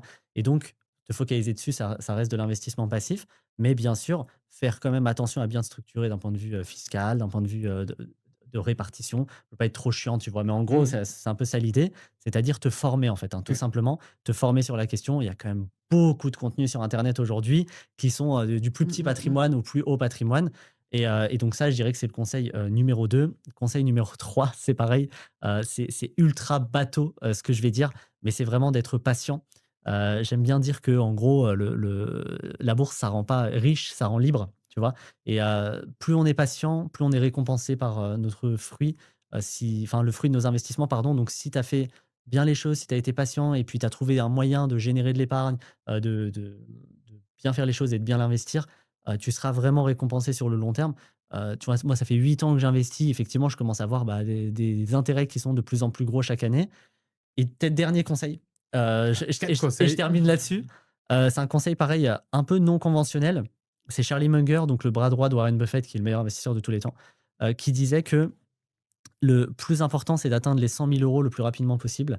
Pourquoi 100 000 €? Parce qu'à partir de là, c'est le moment où en fait ton épargne, ton patrimoine va générer des intérêts plus vite que ce que toi tu vas épargner. Et en fait, à partir de 100 000 €, entre guillemets, «le game est plié», entre guillemets. Oui. Donc je dirais que c'est non conventionnel, mais il faut trouver un moyen d'épargner le plus rapidement possible, que ce soit à travers, son salaire, à travers des primes, à travers un changement de boulot, à travers de l'entrepreneuriat, un side hustle, peu importe. Mais une manière ou de l'investissement IMO, Mmh. une manière «active» entre guillemets de générer de l'épargne. Parce que cette épargne derrière, quand on la met, à fructifier, sur des investissements passifs, financiers, c'est, enfin le jeu va vraiment beaucoup plus vite, quoi. Mmh. De ton côté, Bianca, les 4 conseils que tu donnerais, Mais par contre, si tu en donnes un 5e, là, on va pas finir. Tes 4 conseils à de jeunes investisseurs, pour bien ouais, commencer ouais, dans le ouais. monde de l'investissement? Juste pour rebondir ce que tu disais, sur ton dernier propos, le fait effectivement d'atteindre les 100 000 €. En fait, c'est le plus long, je pense. Enfin, le plus long, c'est d'atteindre les 100 000 € et après ça va beaucoup plus vite, quoi. C'est un peu comme sur les réseaux sociaux, juste, il paraît que le seuil des 10 000 est long à atteindre et puis après, c'est un peu exponentiel, hein. Plus on a de monde, plus on Franchement, a de reach et plus ça explose, Mmh. quoi. moi je trouve que le revenu, vous nous avez montré que c'est possible d'aller vite. Ouais, Et tu vois, pareil pour l'épargne, je pense que si on a en tête de se dire: «Bon, bah, les 100 000 € c'est le plus long», ça doit être le premier focus de se dire comment on accumule de l'épargne, tu vois? Que ce c'est ça. soit comment on se «bouge» entre guillemets pour accumuler cette épargne. Mmh. Ouais, ouais, ouais, c'est ça. Mais bon, après, bah, c'est vrai que les conseils, finalement, tu les as bien déjà énumérés, mais je vais quand même réinsister sur le point numéro un, qui est bah, définir quel montant on peut investir, enfin Ouais. voilà, chaque mois, chaque année, bref. Parce que ça, il y a beaucoup de personnes qui sous-estiment et qui skippent un petit peu et qui investissent bah, des montants un petit peu Ouais. au hasard. Ok, là, j'ai de l'argent, je vais investir, etc. Enfin, fixez-vous des Ouais. objectifs d'épargne tous les mois que vous faites, enfin voilà, du DCA ou autre. Mais l'épargne est vraiment le pilier aussi finalement de l'investissement, hein. D'abord, constituez-vous une épargne de sécurité. Moi, c'est ce que je dis toujours. Je dis attention, certes, j'investis beaucoup, Mmh. mais je profite de la vie, hein. Enfin, le Oui. but, c'est pas de se restreindre, Oui, oui, enfin, oui. de vivre dans une cave, etc. Enfin, je vais au restaurant, je me fais des super vacances, enfin, je profite très bien de la vie. Ouais. Mais parce que j'ai, bah, toi, je sais que tu fais les buckets là, Ouais. enfin, voilà, enfin, moi aussi, c'est super. Enfin, j'ai mon enveloppe, bon, bah, facture, etc., choses qu'il faut Vie payer dans la vie, quotidienne et vie cetera. quotidienne. J'ai mon enveloppe voyage. J'ai mon enveloppe projet et ensuite j'ai mon enveloppe investissement. Donc ça aussi, c'est hyper important d'avoir une vision claire Ouais. sur chaque enveloppe et de se constituer une épargne bah, de sécurité Oui. avant d'investir pour toutes les galères de la C'est ça. vie. Parce que moi, pareil, enfin, demain, je sais pas, je dois remplacer le pneu de ma voiture, etc. Bon, bah, je dois pas aller piocher dans mes investissements. J'ai mon épargne C'est qui est clair. dédiée à ça. Et comme ça, au moins, même, ça apporte vraiment une sérénité d'esprit, quoi. Ouais. De dire, OK, j'investis l'argent que je n'ai pas besoin. Mmh. C'est l'argent que je Si n'ai je pas. perds du capital, j'ai toujours mon matelas de sécurité Voilà, en cas c'est ça. d'accident, de coup Ouais, dur, C'est quoi. ça. fondamental. J'investis l'argent que je n'ai pas besoin pour partir en vacances, pour réparer ma voiture, Mmh. enfin pour payer mon loyer. Donc ça, voilà, c'est vraiment très important d'avoir plusieurs enveloppes pour chaque projet. Mmh. D'autres conseils, pour, Bah, je les pense aux qu'après, jeunes je vais un petit peu investisseurs? répéter ce que Joe a dit, hein, tout simplement sur le parcours investisseur. Donc, première étape, épargne de sécurité. Ensuite, bah, se former, s'éduquer sur la question, un petit peu bah, étudier quel actif finalement est un peu fait pour nous. Voilà, voilà, finalement, j'ai dit, hein, j'ai testé l'immobilier, enfin les parkings, parce Mmh. que j'aime bien l'immobilier, mais parking du coup un peu moins. Ça, c'est pas quelque chose qui me fait Ouais. vibrer.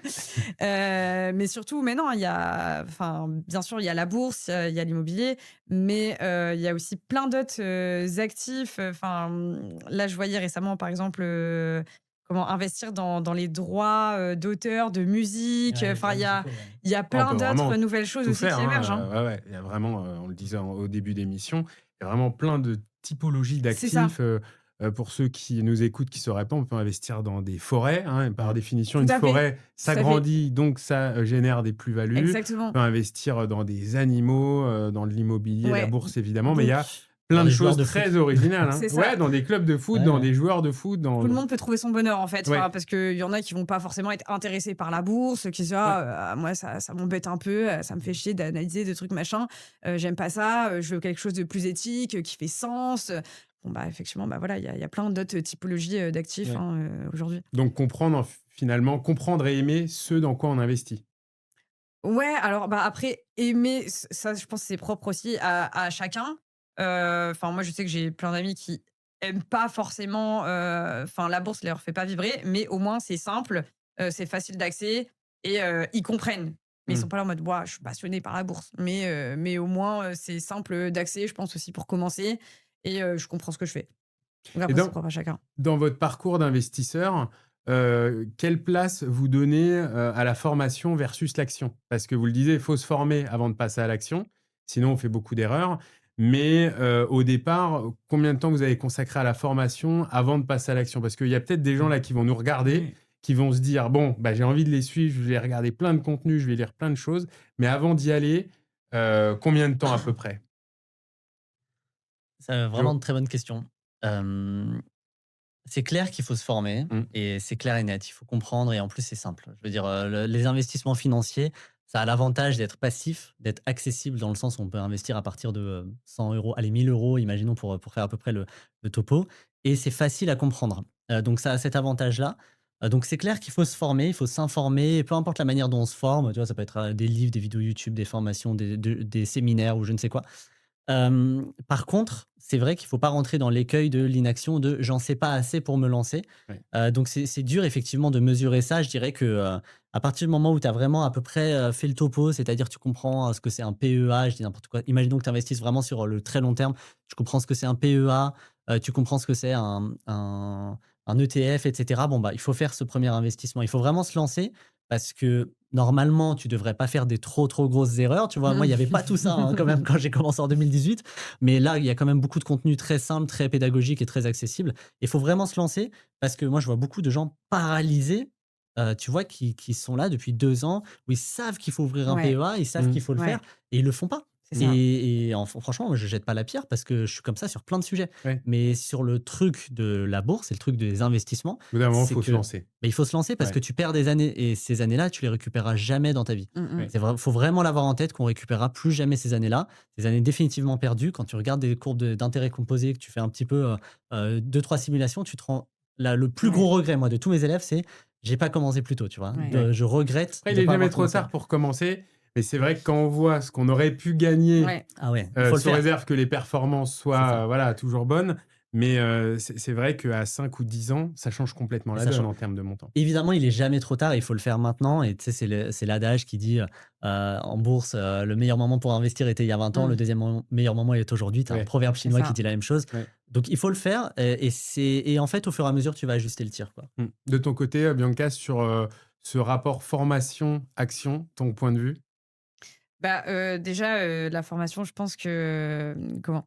Même nous, on continue à s'éduquer, Ouais, aussi tout au long de notre vie. Enfin, mmh, moi, j'apprends des choses, tous les jours, bah, notamment avec les nouveaux actifs, avec les nouvelles réglementations. Enfin, il faut toujours se mettre à jour, toujours aussi, s'éduquer et puis on connaît pas tout non plus. Enfin, comme on le disait, hein, il y a énormément de classes d'actifs, heu, plein de nouvelles typologies qui émergent, donc on peut pas non plus, tout connaître. Certes, on a certains domaines, d'expertise, et cetera.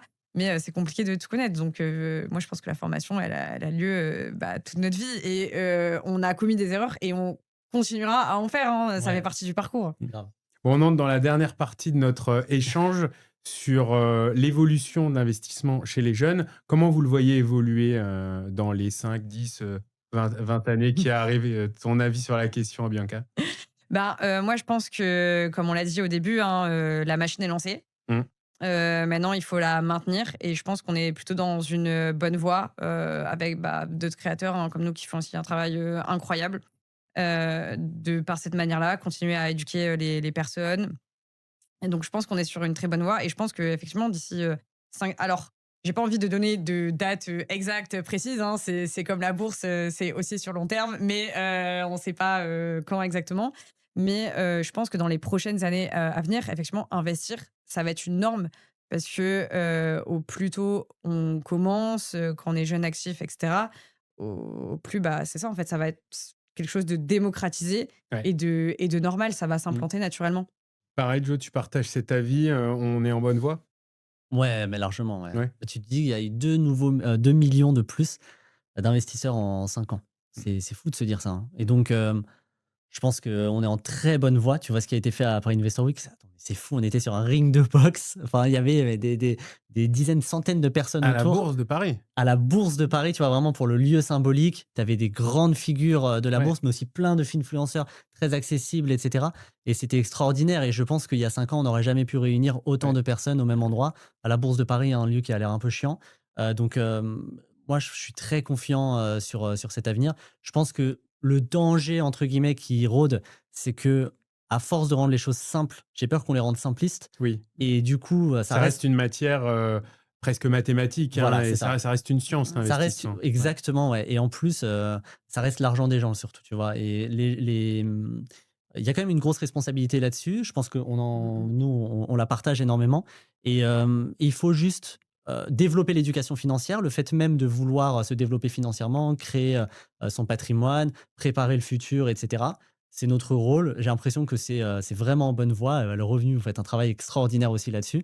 Et ouais, je suis très confiant là-dessus, Donc on va dans tous les cas vers une génération, la nôtre, plus investie largement, financièrement. Ouais largement. et je pense, aussi un élément, pour rebondir sur ce que tu disais, le fait de justement rendre les choses entre guillemets «un peu moins formelles». Enfin, tu vois, voilà, c'est des gens comme, bah, voilà, comme toi et moi qui parlons d'investissement, comme tu disais, vous étiez à la Bourse de Paris, sur un ring et cetera. Enfin, je pense que c'est aussi ce que recherchent les nouvelles générations, des trucs un peu moins, Boring. voilà, boring, Ouais. c'est ça, si on peut le dire, ouais. Ouais. On citait le Paris Investor Week, il y a eu plus récemment Actionnaire Day, et Oui, c'est autant de projets qui sont portés par des jeunes, hein. Ouais, Gabriel et Shaïl pour exactement. Actionnaire Day, tu parlais de Paul pour Ouais, la Paris Investor Week, il y a Next Gen Patrimoine, Florian Fresnay également en avril. Enfin, c'est c'est vrai. en plus des gens qui ont à peu près nos âges, hein, 30, 25, 30, Ouais. 35 mmh ans, mh. qui portent ces initiatives, quoi. Ouais, non, mais c'est extraordinaire. Mm. Pour terminer peut-être sur ta question qui était, est-ce que les jeunes seront plus investis? Finalement, faut pas oublier que et c'est ça ce qui est terrible, faut pas oublier que l'argent des générations précédentes est investi. Elle est généralement dans des assurances vie, tu vois? Tu as 1,5 milliard qui est Ouais. placé en assurance vie aujourd'hui. Donc en Ouais, fait, l'argent, il est déjà investi. C'est juste que les seuls qui gagnent de l'argent, c'est les intermédiaires, tu vois? ouais, Entre l'assureur, bien le sûr. la banque, et cetera, et puis, le courtier. Et en fait, je dirais qu'il y a plus il y a plus un pouvoir qui est en train d'être pris sur l'argent qui est déjà investi. C'est juste qu'il est investi Ouais. différemment, tu vois? Mais on dit Il en sera France qu'il investi y différemment. a, c'est 6 000 milliards, je crois, d'épargne, hein. On est quand même les champions de l'épargne, en Ouais, France. Ma question, Oui. Bianca, on disait qu'il y a, une grande transmission, hein, qui va s'opérer, on le disait en début d'émission. Mais on sait qu'il y a beaucoup d'épargne aujourd'hui mal investie Oui, en France, hein. On est champion, de l'assurance vie, clairement. des livrets A, et cetera. Avec cette jeune génération qui a un profil plus risqué, qui est, plus, intéressée par, l'investissement. En fait, on va sur de l'épargne qui potentiellement, ces 6 000 milliards qui vont être mieux investis, potentiellement. Ouais, après, il faut quand même distinguer l'épargne de l'investissement, dans le sens où l'argent qu'on met sur des livrets, bah, voilà, d'épargne, hein, enfin, c'est garanti. Du Ouais, coup, ça là, pour concerne le coup, c'est vraiment garanti. voilà, l'épargne de sécurité, de précaution, ce qu'on parlait tout à l'heure, VS l'argent qui est investi, en soi, encore une fois, hein, c'est de l'argent qu'on est quand même prêt à perdre finalement. Oui. Même si les marchés, sont quand même haussiers sur le long terme, d'après les performances, voilà, passées, historiques. Mais oui, moi, ce que je vois en tout cas, dans mon entourage, c'est encore une fois ce travail de OK, de combien doit être constitué mon épargne de précaution, de combien, j'ai besoin, et une fois que j'ai atteint ce montant, OK, effectivement après il y a pas besoin d'avoir plus que ça, sur mon livret, d'épargne, et le reste effectivement je peux l'investir. Donc je pense qu'au plus on va avancer dans le temps et au moins les livrets d'épargne atteindront peut-être leur plafond maximum. Il y en a toujours bien sûr, mais de moins en moins, et je pense qu'on va avoir un petit peu une émergence, bah, de l'argent, voilà, investi plutôt sur des PEA, des contis, des Ouais. assurances vie, pour le faire fructifier davantage. Il y a même des études là qui sont sorties récemment, bon ça reste des études, hein, à confirmer à l'avenir, mais qui montrent que la génération Z, hein, qui va être plus investie, financièrement, va être en fait beaucoup plus riche, en capital que les précédentes. Parce que à force de vouloir tout et tout de suite, bah, on entreprend plus vite, on prend plus de risques, on investit mieux. Est-ce que, tu partages, cette, prédiction, on va dire, Joe? Mais en vrai, je suis très preneur du lien de l'étude déjà, OK. parce que je suis jamais tombé là-dessus et ça m'intéresse grave Ouais. Puis c'est une d'en savoir étude, plus. je crois, on la mettra en bio pour nos Ouais, ouais, bien auditeurs. sûr. Je crois que c'est une étude de la Banque mondiale. C'est Ouais, pas, ouais. Oui, oui, un bien sûr, truc c'est qui a pas un été truc fait un par peu, un cabinet, un sombre cabinet. C'est vraiment une ouais, ouais, étude bien très sûr. sérieuse OK. et ça a été d'ailleurs pas mal relayé dans les médias français. Je vous inviterai à regarder. Mais la Gen Z qu'on aime tant, critiquer, voilà, ils font plus rien, ils ont la Mmh. flemme, et cetera, machin, le virtuel. Eh ben non, ils pourraient bien être, la génération la plus entreprenante et riche. Et net d'inflation, bien sûr. Oui, bien sûr. Ouais, ouais. Bah, c'est, bah, moi je comprends pas qu'on critique autant la Gen Z. Je comprends que, ce soit, une génération effectivement qui ait, ses propres caractéristiques, mais la Gen Z effectivement, bah, ça me choque pas, tu vois? Ce que tu dis, c'est Mmh. pour ça que j'aimerais bien lire cette étude, pour, confirmer ce que je pensais déjà. Mmh. Mais, c'est une génération en gros qui veut pas reproduire le schéma de ses parents Ouais. Ouais. et ce qu'on peut comprendre. Je pense que, nos parents voulaient pas non plus reproduire le schéma de leurs parents et cetera et c'est normal. Et donc dans le schéma, effectivement, c'est le côté très traditionnel, c'est-à-dire une confiance aveugle dans le banquier, une confiance aveugle dans la politique et travailler dans un même boulot pendant Mmh. 40 ans. Je caricature, hein, Ouais, mais en ouais, non, gros, mais il y c'est a c'est il y a c'est il y c'est a la vision du mmh, truc et franchement, je vais dire, est-ce que vraiment on peut leur jeter la pierre, tu vois? C'est mmh. normal, surtout dans un monde aussi incertain, que celui-là. Moi, je trouve ça normal et effectivement, si derrière ça permet d'entreprendre plus vite, ça permet de s'intéresser à tous ces sujets-là, pourquoi pas, hein? De toute façon, l'entrepreneuriat, c'est la création de valeur. Donc, finalement, c'est une bonne chose, pour la France Mmh. et si, ça permet à certains d'entreprendre, enfin à cette génération en majorité ou en minorité ou peu importe, en tout cas en plus grand nombre d'entreprendre, je trouve que c'est une bonne chose. J'attends de voir comment ça va évoluer. De toute façon, moi, je pense que tout se règle, et tout s'équilibre au fur et Mmh. à mesure des années. Je pense qu'on les critique beaucoup aujourd'hui, parce que c'est drôle et qu'on critiquera les générations suivantes, de la même manière, tu vois? Donc, Et puis la Gen Z aime bien critiquer les boomers inversement. ouais, de toute Ah façon, ouais. C'est de voilà, c'est bonne ça, c'est guerre. de bonne C'est guerre, ça, tu C'est vois? de c'est bonne bonne guerre. guerre. Les boomers sont bien critiqués aussi, donc nous, on passe un peu entre les mailles du filet. Mais ouais, non, je suis assez, je trouve ça positif. Je dirais que le seul truc sur lequel je suis un peu plus pessimiste, négatif et encore une fois, je ne sais pas si c'est une affaire de génération, une affaire d'âge, mais c'est le fait de peut-être vouloir, peut-être avoir une déconnexion entre Mmh. ce qui est réalisable, et ce qui est réaliste. Ouais, C'est-à-dire, si toute la Gen Z veut gagner 10 000 € par mois, ça bah, sera pas économiquement, c'est possible. pas viable, tu Mmh. vois? Donc c'est Il y aura de que toute façon pas quelques possible. élus, mais ce Exactement, sera pas tous influenceurs à Dubaï et cetera. Il y a aussi exactement. un Ou même pas forcément des à Dubaï, mauvais hein. rôles Et modèles qui sont donnés. et tout le Voilà. monde ne veut pas l'être aussi, hein. Ah Enfin, moi, je oui. sais que j'ai des Ouais. amis qui sont très bien dans leur Mmh. routine et bah, bon, bien sûr, l'argent, ça intéresse tout le monde, mais qui sont très bien dans leur routine et voilà, qui cherchent pas, forcément plus à se démarquer et cetera. Ouais. Enfin, c'est tout le monde ne le veut pas. Et Oui, la je Gen pense Z, aussi, c'est en hein. plus, pour rebondir sur ce que tu dis, une génération qui est plus engagée, militante sur beaucoup de sujets. Je pense Mmh mh. à l'environnement, au Mmh. Ouais, sur tous les bien-être, à la sujets. santé mentale. Ouais, Ouais, ouais. surtout la Donc santé, À fond, ouais, ouais. et ça, c'est important Mmh. et ça, l'argent l'achète pas forcément, là, pour le coup. Ouais. Pareil, tu partages, Bianca, sur la Gen Z qui pourrait devenir finalement la meilleure génération? Bah, j'ai envie de dire que oui, parce que j'en fais partie, donc je vais peut-être pas être très objective là-dessus. Mais ouais, ouais, non, je pense qu'on met énormément de choses en place et que, bah, comme tu disais, hein, moi, je sais que je veux pas non plus reproduire le schéma de mes parents et ce que je vois aussi notamment, dans les anciennes générations où, bah, voilà, le graal un peu, c'est de passer 40 ans dans la même entreprise, de faire carrière et cetera. Ouais.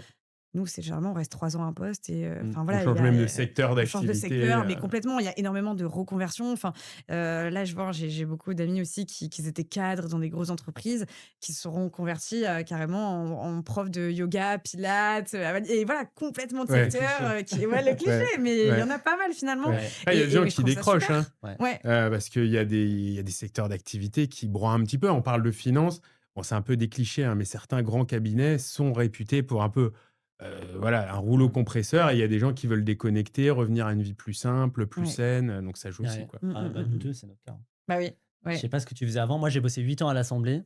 Ouais. C'est vrai qu'au bout d'un moment, tu satures. Moi, vraiment, à la fin, je me posais la question de me dire, comment tu peux travailler pendant 40 ans? Et je suis très reconnaissant envers l'assemblée. C'est une institution qui est formidable. Tu rencontres des gens qui sont formidables. Tu as Heu, besoin de retrouver de mais voilà, l'indépendance, là, tu vois, j'avais besoin de retrouver un métier qui a du sens déjà mmh. et effectivement une forme d'indépendance, un changement de projet et tout. Donc ouais, moi, je peux que comprendre. Je dirais pas que c'est la meilleure génération, ça quand même. Je pense que c'est impossible que je dise que la Gen Z soit la meilleure. Mais ouais, je suis assez confiant et je trouve que c'est une bonne chose, dans l'ensemble. Il y a du mauvais et du Mmh. bon, mais je pense que c'est Pareil, Ouais, Bianca, ouais, tu as eu ouais. besoin de couper toi aussi à un moment? Bah, oui, c'est vrai que même si en soi, enfin, j'adorais mes missions, et cetera, enfin, j'adorais ce que je faisais. Là, c'est vrai que je trouve quand même aussi, bah, bien sûr, un sens à ce que je fais parce que, bah, c'est aussi un petit peu une quête, personnelle finalement, moi qui n'ai pas eu d'éducation, Mmh. financière et bah, qui ai aussi envie, voilà, de m'en sortir, enfin de me construire un patrimoine, et cetera et quand j'ai commencé à regarder, autour de moi, c'est vrai que je voyais que, bah, mes amis pareil n'avaient aucune, éducation financière non plus. Je me dis: «Ah oui d'accord, effectivement, il y a un vrai travail en France» et là où, comment enfin, j'ai toujours fait énormément de jobs, étudiants à côté, donc j'ai très vite eu la notion du travail et de l'épargne et forcément, du coup, la question d'investir son argent, s'est très vite posée et je me suis dit: «OK, donc bah, maintenant, il va falloir que je me forme, que j'apprenne parce que, bah, mes parents ne peuvent pas me retranscrire ça. Donc il va falloir que bah, voilà, je source, ailleurs» et c'est pour ça aussi, ça me tient à cœur de dire c'est pas parce qu'on part, bah, de l'échelle, en bas qu'on peut pas se construire un patrimoine et bah, voilà, finir avec une situation qui est confortable, Mmh. à la fin. Mmh. Bah, c'est un mot de la fin qui est, parfait. Génial. Merci beaucoup, Bianca. Merci beaucoup, Joe, d'avoir été avec nous. Merci Cédric. Bah, merci pour Vraiment, c'était un l'invitation. plaisir d'être ici. Plaisir partagé. Et si vous avez aimé cette vidéo, je vous invite tout d'abord à vous abonner à la chaîne du Revenu, évidemment, parce qu'on prévoit plein d'autres contenus, à vous abonner au réseau de Bianca et de Joe, Bianca Finance, Joe Whistle. Et si vous êtes plutôt magazine papier, hein, oui, parce que ça existe toujours, vous pouvez découvrir les 2 derniers numéros du Revenu en kiosque. C'est bientôt l'heure de la déclaration fiscale, hein. On n'en a pas parlé, mais c'est un vrai sujet, hein. Ah ouais, c'est vrai. Donc, si vous voulez faire quelques économies, voilà, éviter de vous faire avoir par l'administration fiscale, en fonction de votre situation, que vous soyez auto-entrepreneur, salarié, etc., vous avez les meilleurs conseils de la rédaction du Revenu dans ce guide pratique. Et vous avez également en kiosque, il est récemment sorti, notre numéro mensuel. Bon, c'est aussi un sujet qui parlera aux jeunes qui nous regardent. Le vrai coût d'un enfant et comment s'y préparer. Petit spoiler, ça coûte très cher. Voilà. Abonnez-vous à notre chaîne. Je vous remercie de nous avoir suivis et je vous donne bientôt rendez-vous pour de nouvelles interviews.